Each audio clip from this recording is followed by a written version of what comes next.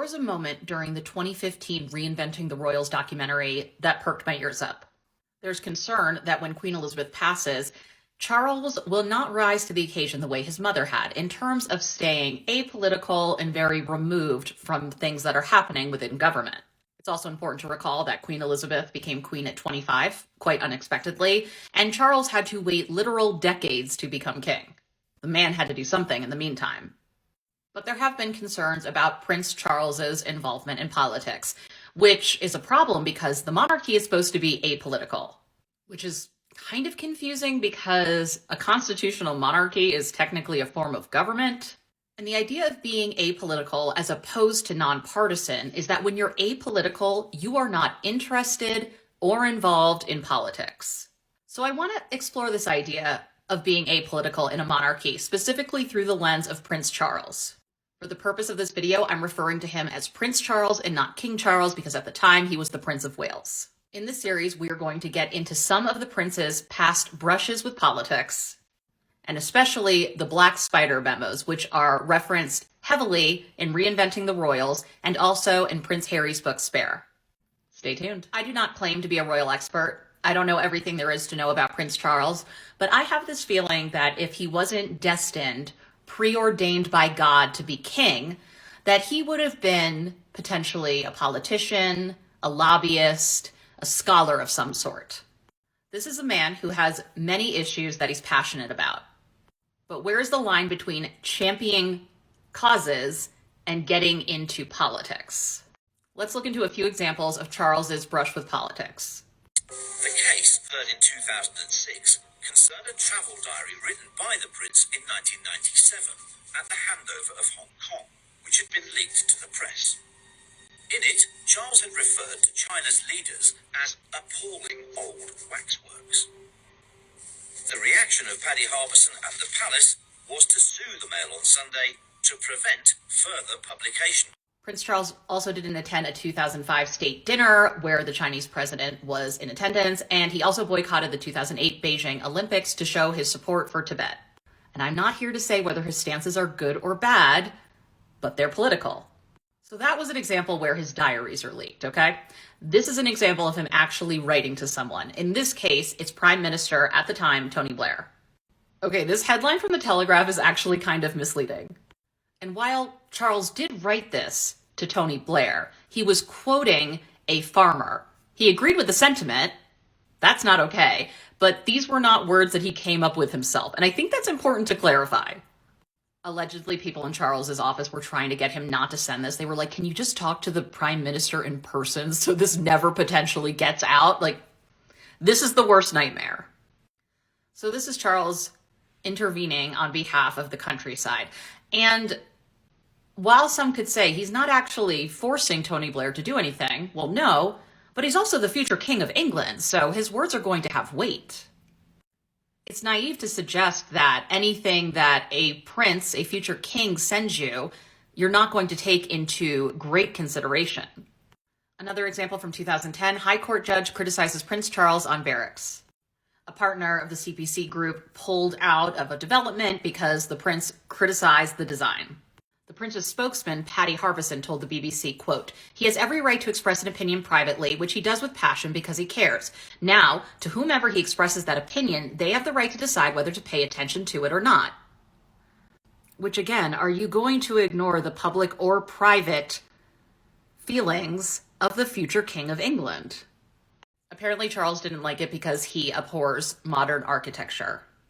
In part 3, we are going to get into the Black Spider memos. Stay tuned. Okay, we're going to get into the broad strokes of the Black Spider memos and then focus on how the media covered it.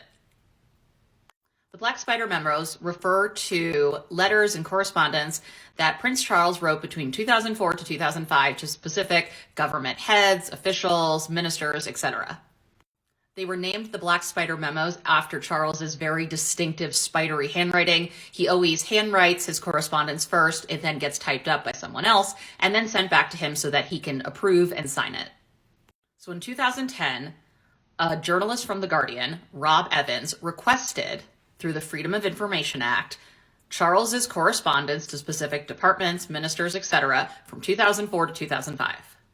This, of course, started litigation over the right to privacy for a royal versus what the public deserves to know.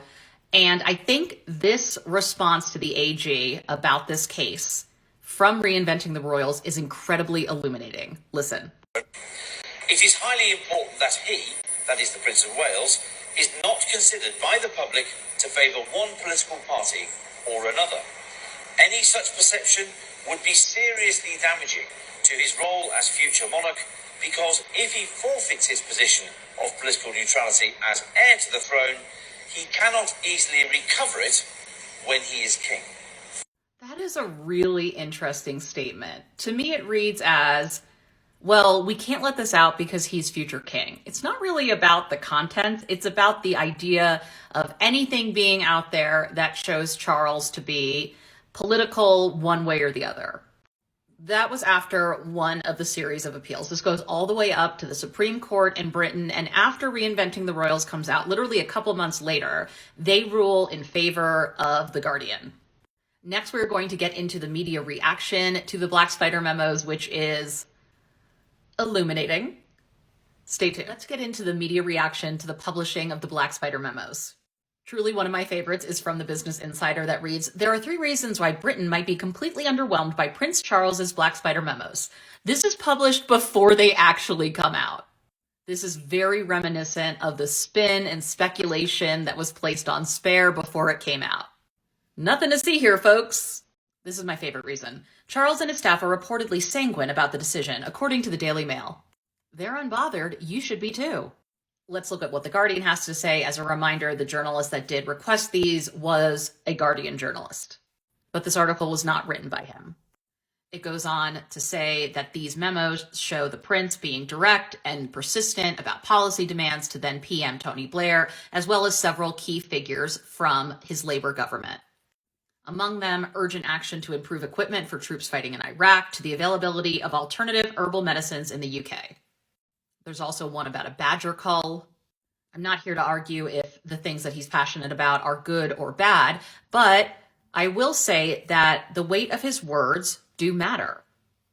They also quote an anonymous aide that argues that the letters do not show the prince engaging in matters of party political contention, implying they do not breach the principles of political neutrality. Which, again, to me is a difference between being nonpartisan and apolitical. But anyway. Let's move on to the Telegraph. They have a different take. All the Black Spider memos expose is the passion and dignity of Prince Charles. The bottom, though, the publication of the Prince of Wales's private letters has backfired on those who seek to belittle him and revealed the idiocy of the human rights industry. The article basically says that these memos are a nothing burger, but again, I contend if they're a nothing burger, why did the government work so hard to suppress them? But this line is interesting. Prince Charles is a passionately involved individual who simply can't leave issues be if he feels he can contribute something useful. He rightfully thinks it's an integral part of his job. I guess my only question would be, is it? Again, the Telegraph's point is that the principle of the fact that a royal's letters can be subpoenaed and printed is a larger problem. And again, their argument is forcing the prince to make public what was private, but it was private to other people that are in charge of departments and can make policy to change things in the way the prince sees fit. I mean, that seems to inherently be the problem and the concern with these memos. In the final part, I want to look at an editorial and talk more about the royals, their interests, and if anyone can truly be apolitical. Final part of the Black Spider memos. We are going to look at an editorial from The Guardian, which I think is instructive. It's titled, "The Guardian's View on Charles's Letters, Self-Indulgence on an Industrial Scale." Quote, "The prince supports many good causes, but he does himself and the monarchy no favors by rejecting the Queen's studied blankness." And I think this line is important. Quote, "Most of the time, Prince Charles behaves more as a bit of a bore on behalf of his good causes than as any sort of wannabe feudal tyrant." Again, the implication seems to be it's less about the contents and it's more about the fact they were written in the first place. Quote, The importance of these papers is not whether they reveal the prince's controversial or not views on the European Union directive on herbal medicines. The importance is what they say about his judgment and its constitutional implications. The Queen has used silence and blankness to secure the modern monarchy. The silence and the blankness matter, and the prince should have learned as much from a process of contact with ministers that is supposedly part of his training. He has not been a very good student. And I can see the frustration among individual royal family members and the causes that they champion, but also the limitations that they have. And that's why any idea that some working royal is going to make a huge change in some area is kind of nonsense, because technically they shouldn't be able to. Because while they might bring light to a cause, they're not supposed to be rallying or lobbying for actual legal changes, because that's not apolitical. But in a world where everything is inherently political, how can anyone truly be apolitical? And it makes me think that maybe Queen Elizabeth was more of an outlier than the status quo for monarchs. Can anyone that follows her truly be apolitical in the studied blankness that she did so well? And again, I think part of the reason you don't want these kind of memos getting out about future monarchs is it kind of calls into question the entire system. Because if they actually are political, what's the point? And I think it'll be interesting to see the ways in which Charles fits the mold that his mother set or breaks it.